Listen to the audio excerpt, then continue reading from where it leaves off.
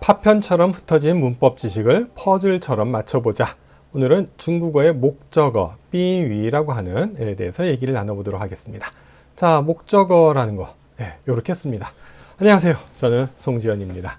목적어라는 얘기 많이 들어보셨죠? 우리가 문법 배우면서 주어, 목적어, 서술어, 보어, 관형어, 많은 얘기를 하는데요.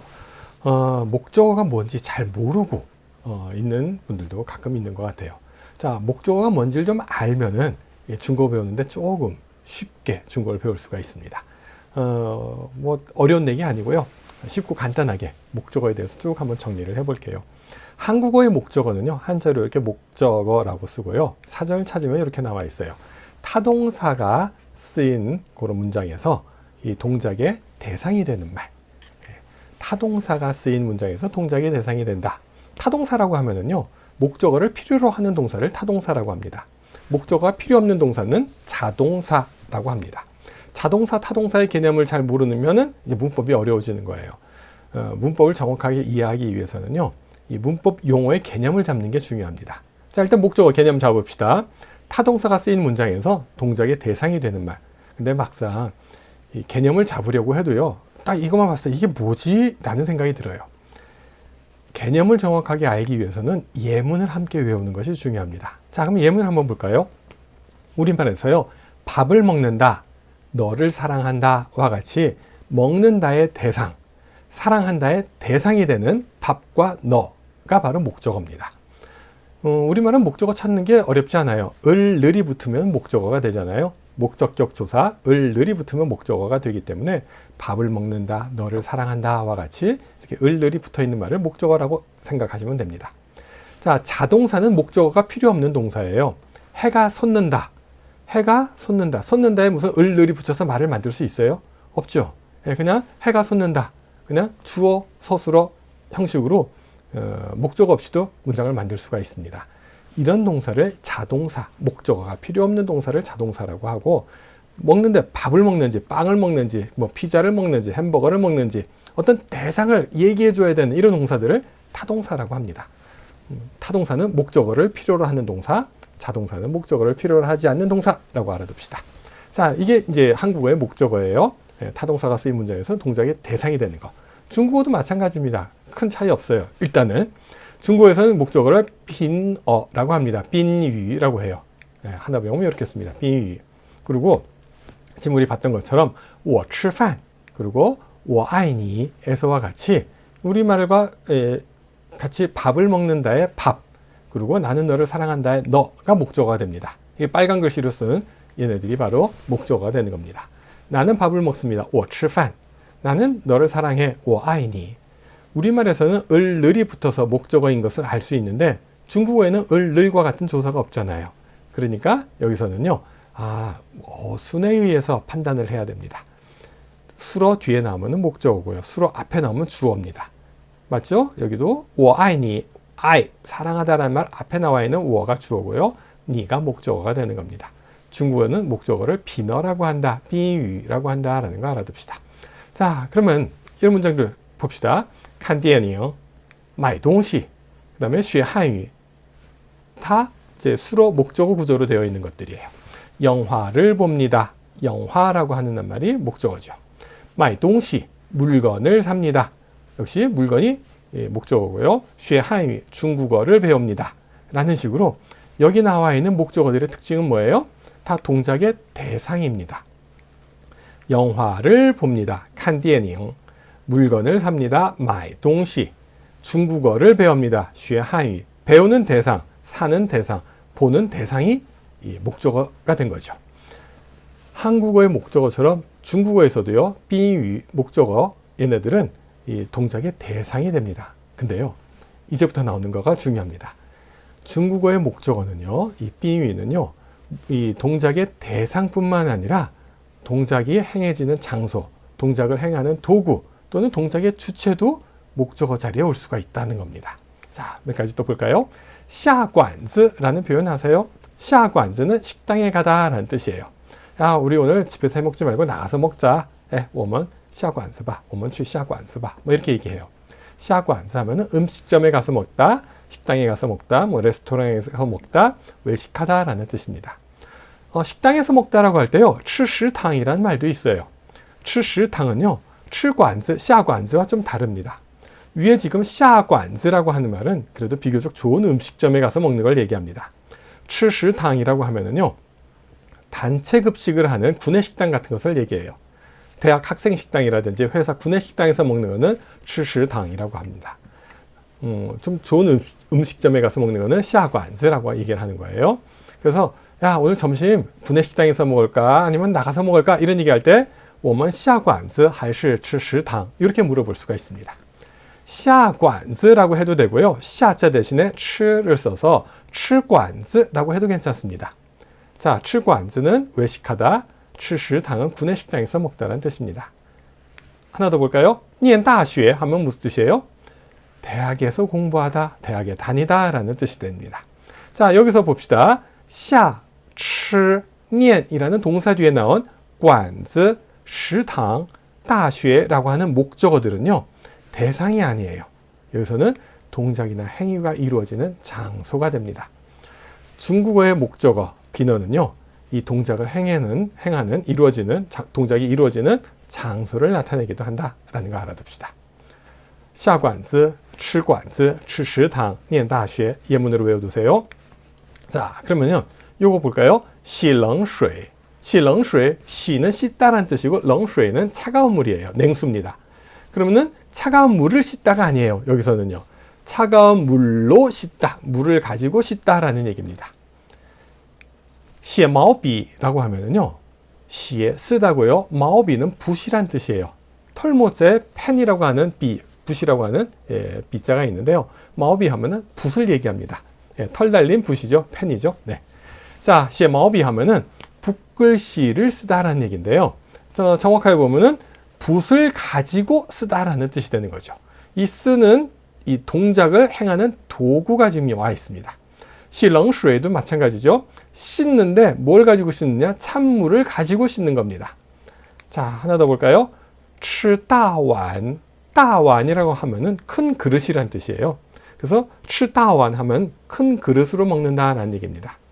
你要吃大碗还是吃小碗? 너 큰 그릇으로 먹을래? 작은 그릇으로 먹을래? 하는 얘기는 너 곱빼기 먹을래? 아니면 일반 먹을래? 라고 하는 그런 질문입니다. 그래서 이 국수 같은 것도 보면은 따완이 있고 샤완이 있잖아요. 그래서 吃大碗 하면 큰 그릇으로 먹는다. 이때 따완은 먹는 이 동작을 행하는 도구가 되는 겁니다. 자, 여기 세 가지 예에서 볼 수 있듯이 목적어는요, 동작이나 행위를 하는 도구를 나타냅니다.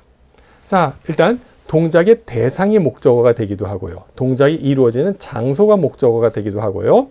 여기서처럼 동작을 행하는 이 도구, 동작을 하는 도구가 목적어 자리에 오기도 합니다. 한국어의 목적어와 중국어의 목적어, 이 차이점을 얘기하고 있는 거예요. 자, 그럼 이것도 하나 봅시다. 我家来了一位客人. 我家来了一位客人. 우리 집에 손님이 한 분 오셨어요. 라는 문장이에요. 여기서 목적어는 어디 있어요? 자, 我家来了一位客人. 자, 글자 보면서 갈까요? 我家, 우리 집에 왔습니다. 来了一位客人, 손님 한 분이. 우리말로 해석을 하면은 손님이 한 분 우리 집에 오셨어요 하니까 손님이 주어처럼 느껴집니다. 근데 중국어에서는요, 문법의 문장 안에서의 문장 성분을 분석할 때요, 우리말로 해석해서 분석을 하는 게 아니고 중국어의 문장 안에서의 위치에 의해서 문장 성분이 결정이 됩니다. 맨 앞에 나오는 我家가 주어예요. 来了가 수로죠. 一位客人은 문장 위치는 목적어인데 우리말로 해석할 때는 주어처럼 해석이 됩니다. 우리 집에 손님이 한 분 오셨어요 라는 뜻이에요. 자, 다음 문장 볼까요? 公园里死了一只猫.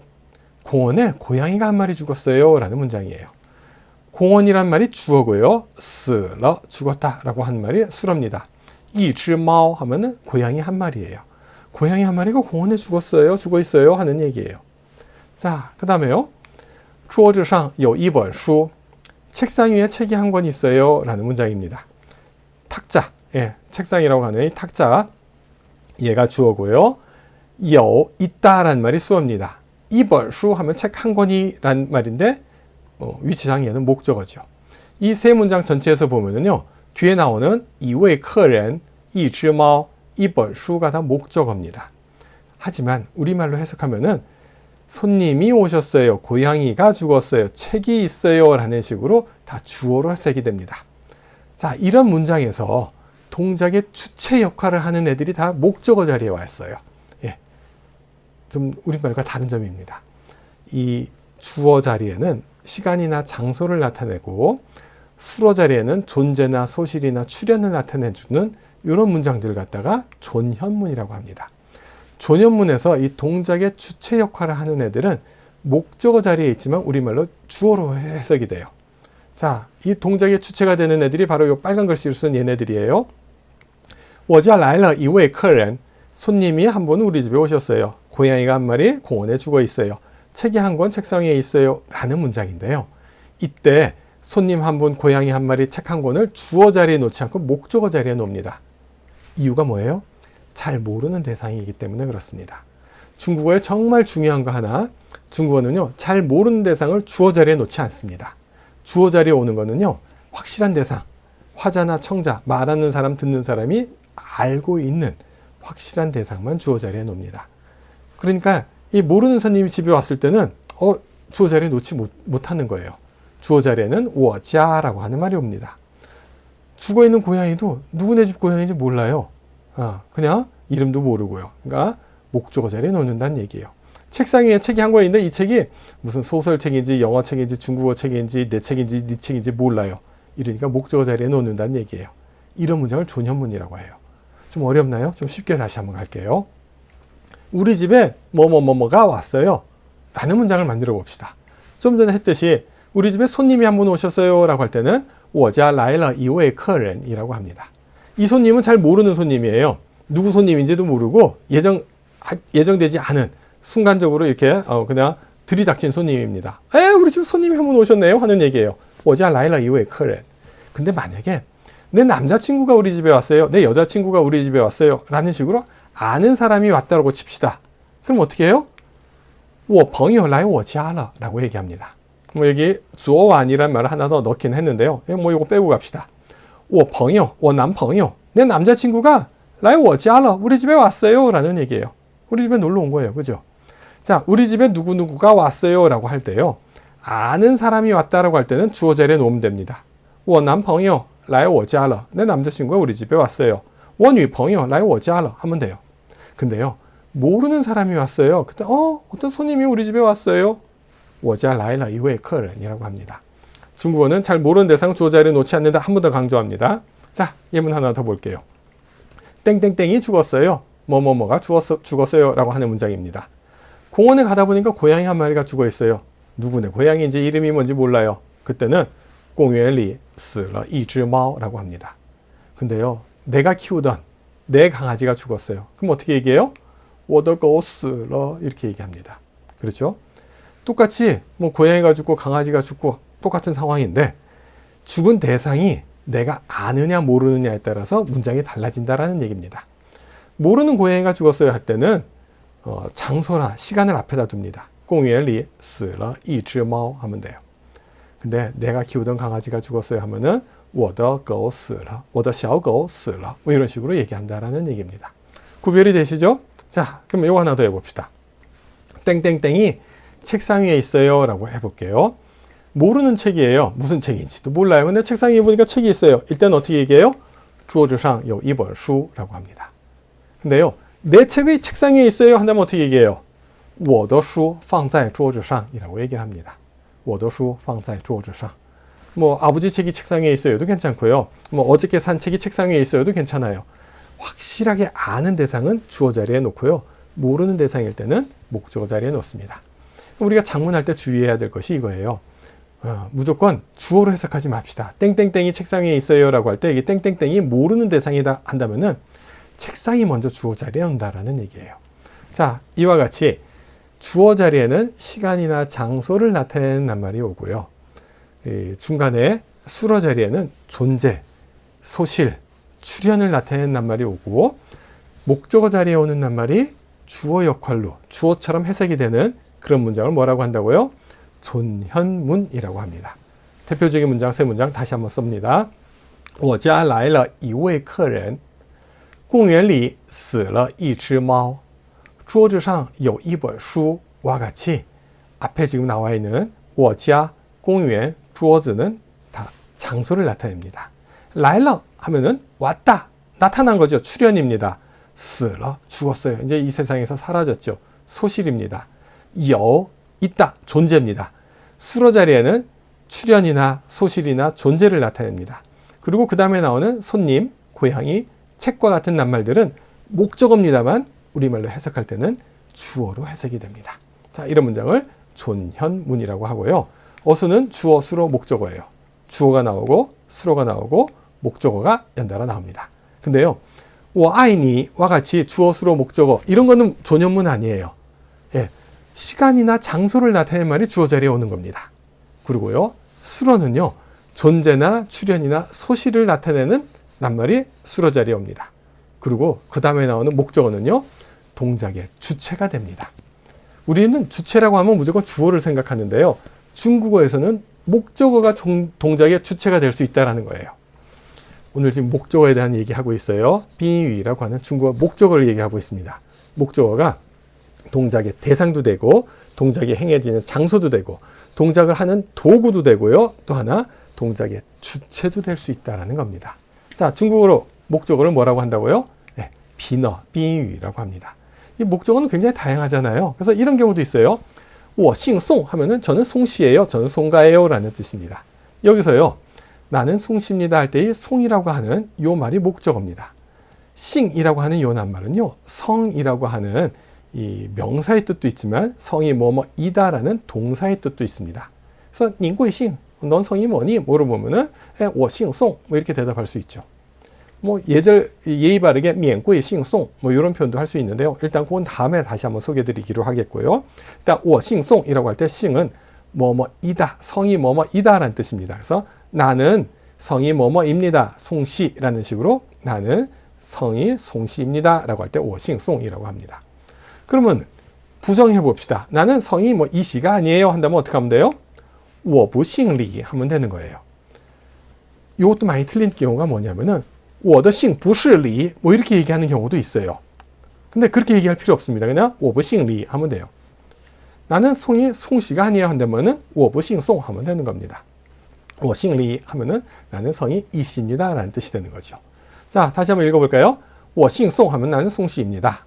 我不姓李 하면은 나는 이씨가 아닙니다 라는 뜻으로 여기서 싱이라고 하는 낱말은 동사로 성이 뭐뭐이다 라는 뜻이고요. 아니다라고 할 때는 그냥 뿌자를 붙여서 부정을 해주면 되는 겁니다.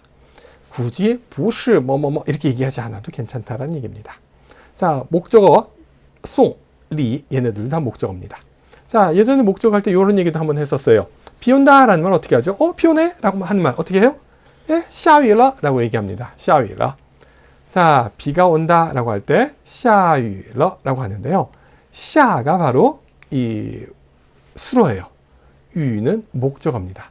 우리말로는 비가 온다라고 하니까 비가 주어처럼 느껴집니다만 여기서는 비가 목적어다라는 거 알아두십시오.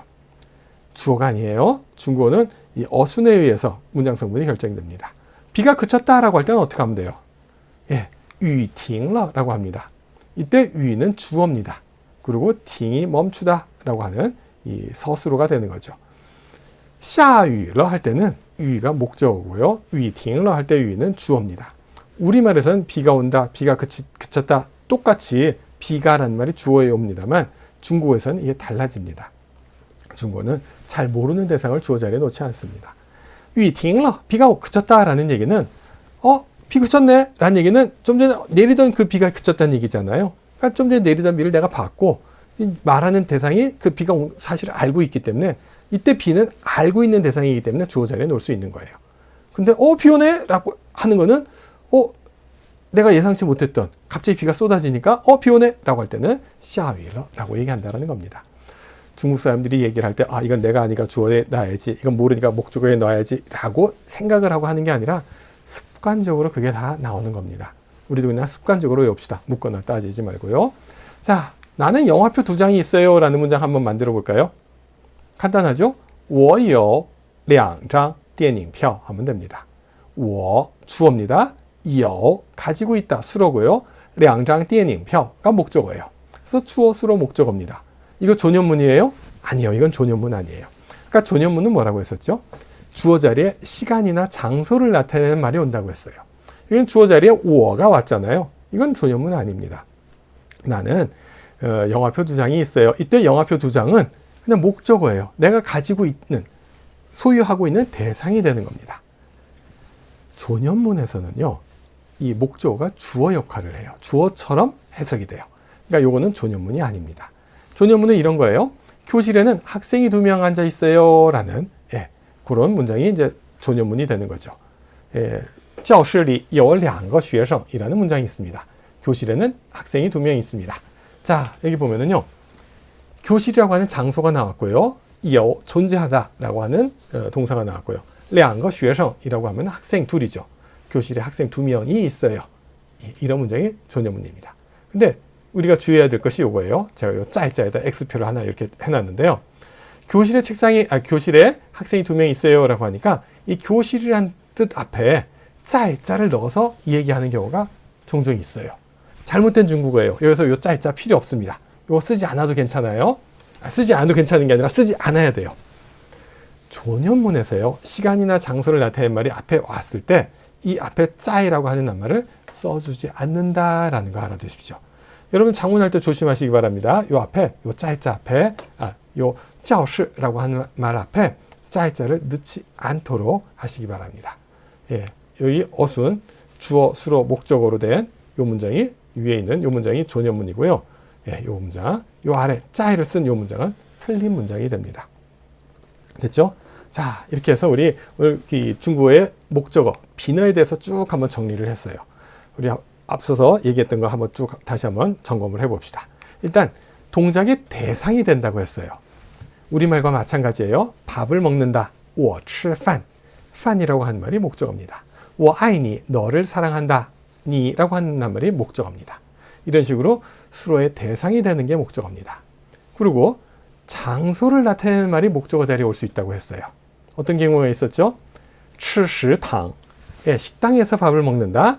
下馆子, 吃馆子, 외식하다. 음식점에서 밥을 먹는다 라는 말이 있고요. 念大学, 대학에서 공부한다 라는 식으로 그 동작이 이루어지는, 행위가 이루어지는 장소가 목적어가 됩니다. 또 하나, 도구가 목적어가 된다고 했어요. 어떤 게 있었죠? 写毛笔. 写毛笔 하면은 붓으로 글을 쓴다. 붓글씨를 쓰다라는 뜻이고요. 写冷水, 찬물로 목욕을 한다. 그 다음에요, 吃大碗, 吃小碗, 큰 그릇으로 먹는다, 작은 그릇으로 먹는다, 도구가 되는 거죠. 그 다음에 뭐죠? 동작의 주체가 또 목적어 자리에 올 수가 있어요. 근데 모든 목적어가 다 동작의 주체가 되는 게 아니죠. 존현문이라고 하는 그런 문장의 형식에서 이 목적어가 이 동작의 주체로 주어처럼 해석이 되는 겁니다. 주어 자리에는요, 시간이나 장소를 나타내는 문장이 낱말이 오고요. 수로 자리에는 有, 있다, 뭐 가버렸다, 죽었다 하는 식으로 소실, 없어졌다라고 하는 뜻을 나타내는 동사가 오고요. 또는 출현, 뭐 왔다라든지 뭐 나타났다와 같이 출현을 나타내는 동사가 오게 되고, 목적에 오는 낱말들이 이제 주어처럼 해석되는 것을 존현문이라고 합니다. 예문 같이 외워둡시다. 我家来了一位客人公园里死了一只猫. 그 다음에 또 하나가 뭐였었죠? 桌子上有一本书와 같은 이런 문장들이 존현문이다. 이때 목적어 자리에 오는 애들이 주어처럼 해석이 된다 라는 거 기억하시면 될 것 같아요. 자, 목적어와 비너에 대한 얘기를 쭉 해봤는데요. 우리말의 목적어보다 중국어의 목적어가 범위가 더 큽니다. 우리말은 동작의 대상입니다만 중국어에서는 장소, 도구, 동작의 주체도 목적어 자리에 온다라는 걸 기억하시면 될 것 같아요. 자, 이 목적어에 대해서 간단하게 쭉 살펴봤고요. 다음 시간에 또 다른 내용 가지고 여러분들 찾아뵙겠습니다. 오늘 여기까지 할게요. 고맙습니다. 谢谢各位，我们下次再会。